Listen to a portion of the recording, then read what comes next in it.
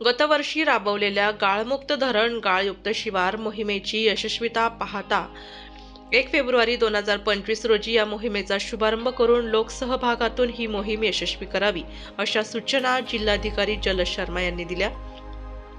जिल्हाधिकारी शर्मा म्हणाले की नुकतीच जलसंपदा विभागाची पाणी आरक्षणाबाबत झालेल्या बैठकीनुसार रब्बी हंगामासाठी शेतीसाठी पाण्याचे आवर्तन देण्यात येणार आहे। यामुळे धरणांची पातळी आजच्या तुलनेत कमी होईल। त्यामुळे 1 फेब्रुवारीपासून या अभियानाची सुरुवात केल्यास पावसाळ्यापूर्वी निश्चितच धरण क्षेत्रातील गाळ काढण्याचे काम मोठ्या प्रमाणात होणार आहे। सद्यस्थितीत ज्या तालुक्यांमध्ये उपलब्ध पाणीसाठा कमी प्रमाणात आहे तेथूनच या अभियानाची सुरुवात करावी। या मोहिमेत यावर्षी नगरपालिका, नगर परिषद, सेवाभावी संस्था व नागरिक सहभागी करावे। धरण क्षेत्रातील काढलेला सुपीक गाळ शेतकरी, नागरिक, सह्याद्री समूह, शेती करणारे शेतकरी, रोपवाटिका धारक, महानगरपालिका, नगर परिषद यांची उद्याने यांना मोफत उपलब्ध करून द्यावी।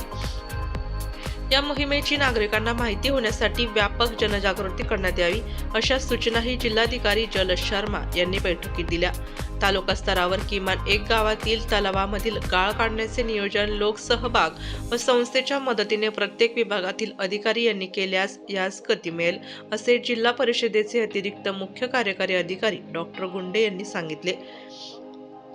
गाळमुक्त धरण गाळयुक्त शिवार अंतर्गत कामे सुरू करण्यासाठी जिल्ह्यातील सर्व ग्रामपंचायतीचा ठराव घेऊन जिल्हास्तरीय समिती सविस्तर प्रस्ताव सादर केल्यास त्यास प्रशासकीय मान्यता देण्यात येईल।